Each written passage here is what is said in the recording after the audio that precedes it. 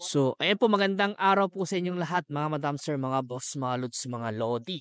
At andito pa po kami ngayon sa isang barangay dito sa aming hometown sa bayan ng Kuya po.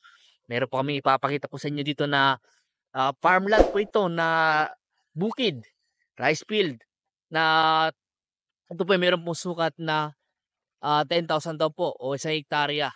At ito nga po ay nakaalong cemented road po siya. So ito po yung property. Ayan, dalawang pinitak po siya doon tsaka dito.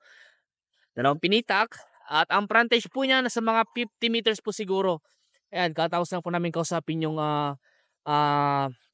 yun si sir, yung nagbebenta po dito. At ano po, sabihin ko na po sa inyo yung totoo.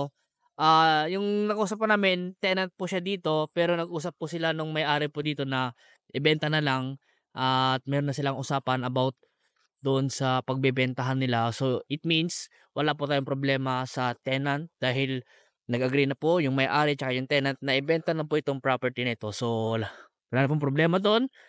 At ang presyo po ng property na to ay 2.4 million. Sagot po nila yung capital gain tax at porsyento ng ahente. Ayan. So kung tatanungin niyo po kung negotiate pa yung price, kung negotiable pa yung price, yung mismong nakausap na lang po namin na tenant yung kausapin ninyo at napag-usapan naman na po nila kung ano yung magkano ah, yung napag-usapan na po nila ng seller tsaka yung tenant yung about sa price po. So pag-usapan niyo na lang, sabi naman po nung ayan nga po yung kausap namin na ano, i-asking niyo ng ganitong presyo at kung gusto niyang tumawad, pag-usapan niyo na lang daw po. So yun nga po ang sabi po sa amin, sagot po nila yung capital gain at yung porsyento ng ahente. So dito mag-start yung property, diretso po yan. Hanggang dun po dahil back to back po yung kalsada niya dahil sa banda ron po, sa bandang likod ng property meron po siyang kalsada doon. At tignan niyo po, simentado po yung kalsada at may power line, may straight light, naka-solar. And then ito po yung way na papunta po sa town proper po ng Kuya po. Nasa mga ilang minuto lang po yung driving, siguro nasa mga 5 minutes driving lang. And then may mountain view kayo dito sa part na yan, may mountain view. Yan po yung tinatawag na ah Bulaylay, ayan. May mga zipline po diyan. May zipline po diyan na, dinarayo rin po 'yan. May mga ano diyan, may tourist spot. At ito naman po yung way na papunta po sa MacArthur Highway naman, mga ilang minuto rin po ang driving. And then ang pinaka the best po na exit kung saka-sakaling mag-viewing po kayo sa property na ito ay sa, T-Flex exit na lang and then meet up po tayo sa mismong town proper ng bayan ng Kuya po o sa tapat po ng munisipyo po ng bayan ng Kuya po. Ayan. So 50 meters po, more or less yung kanyang entrada. Estimate po namin yon at wala nga po kaming hawak na dokumento dahil hawak daw po nung may-ari yung mga dokumento, sabi nung kausap po namin dito sa property na ito. At dito po yung boundary po niya sa pilapil po na ito. Diretso po yan. Then, yun nga po, sagot po ni yung sila seller, yung capital gain at porsyento ng ahente. At sagot po ni yung buyer naman po yung transfer of title na po, deed of sale at yung relocation survey na po ng property po na ito. Ayan. So flat terrain po siya, maganda, maganda yung ano po dito, maganda yung view. Yan, may makabahay na po diyan. And then sa harap po niya may mga tanim na ano na po na mais, pero hindi na po sakop ng property po yun. Ibang property na po. At meron pong deep well. Ayan, source of water, deep well. Di ko lang po sure kung may nawasa po sa kalsada.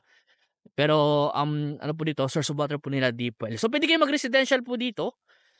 Ayan, pwede kayong magtayo ng bahay dyan o pwede kayong maglagay ng kubo. Tapos sa bandang likod, gawin mong farm. Pwede kayong mag-alaga ng mga kambing. Tignan niyo po, may mga alaga silang mga kambing dito na nakasuga. Pwede kayong mag-alaga ng baka dito. Pwede kang magtayo ng ano, or pwede kang mag-ano po din, mag-alaga ng mga free range chicken. Yan, pang backyard lang po. Wag lang po yung maramihan, wag lang po yung pang-industrial dahil bawal po dito. Bawal po ang poultry at piggery po dito sa bayan po ng Kuya po. Mag-aalaga lang po kayo, mga ilang heads lang. Yung pang-pamilya lang po, pang-pamilya. Ayan. So, dalawang pinitak. At kitang-kita po dito yung kalsada po ng T-Flex. Ayan. Ito po yung northbound, doon sa kabila yung southbound. At wala nga lang po exit dito sa bayan ng Kuya po. So, ang exit po nito, Anao. Tapos susunod po ay Rosales na po. Rosales Carmen exit na po. O Rosales Villasis exit na po yung susunod. pagkatapos po ng anaw. Ayan. So, ano po, hindi po tayo mahirapang ano dahil ayun nga po sementado yung daan. Kahit kotse po makakapunta dito sa property. Kaya wala tayong poproblemahin po sa kalsada. Nakaunan po siya sa kalsada at ang maganda, back to back po yung kalsada po ng property na ito. So panoorin niyo po yung kanyang drone picture po. I-slideshow ko na lang po dahil stack up pa rin po yung gimbal ng aming drone po. Kaya wala po tayong drone video. So drone slideshow lang po yung gagamitin ko po. Ayan. So kung may ibang katanungan po kayo regarding po sa property na ito, tawag lang po kayo sa akin. So, ang property po na ito, tinatanim po nila, palay, pwedeng mais, kagaya po sa kabila, pwede rin pong sibuyas, pwede rin pong gulay. Depende po sa inyo yan kung ano yung gusto nyong gawin sa property nito, kung paano yung development na gagawin nyo po, nasa sa inyo po yan. Kung kailangan nyo po ng developer, meron po kaming contact. Kung kailangan nyo po ng mga tao, pang caretaker, may re-recommend po kami. Kung kailangan nyo po kung gusto nyo pabakuran, ayan, nauunta po kami ng pagbabakod. And then, sa paglilinis din po, wala naman tayong nililinisan dahil malinis naman po siya. Ayan. So, sa kubo, wala pong problema dahil may contact po kami sa kubo kung sakaling gusto nyo magpakabit ng kubo. Kung gusto nyo pong magpatayo ng bahay, meron po tayong developer po dyan.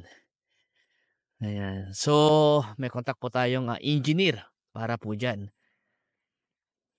Ayan po. So, hindi ko na po mapuntahan sa part na yun. Dahil, pero try natin puntahan. Para at least makita nyo po yung kabuang area ng property po nito. So, sinabi po sa amin, isang hektarya na ang presyo po niya is 2.4. At, ano pa, dito po sa bayan ng kuya po, malapit sa bayan, sa town proper, malapit po siya. Kaya, at accessible po, kahit kotse po makakapunta po dito sa property. Wala po tayong nadaan ng rough road, sementado po lahat hanggang sa town proper po. Ganun din po hanggang sa MacArthur Highway po, sementado pa rin po. Ayan. May kalsada pero yung kalsada yung sinasabi nila sa amin, tinamnam naman nila ng gulay.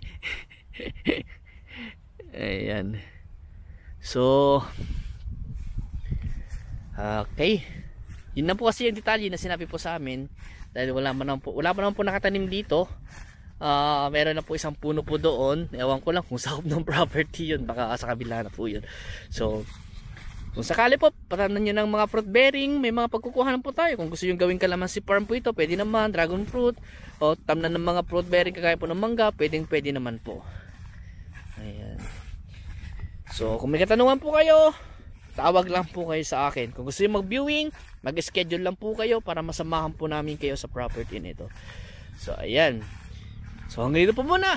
At maraming salamat po sa inyo lahat. At God bless po.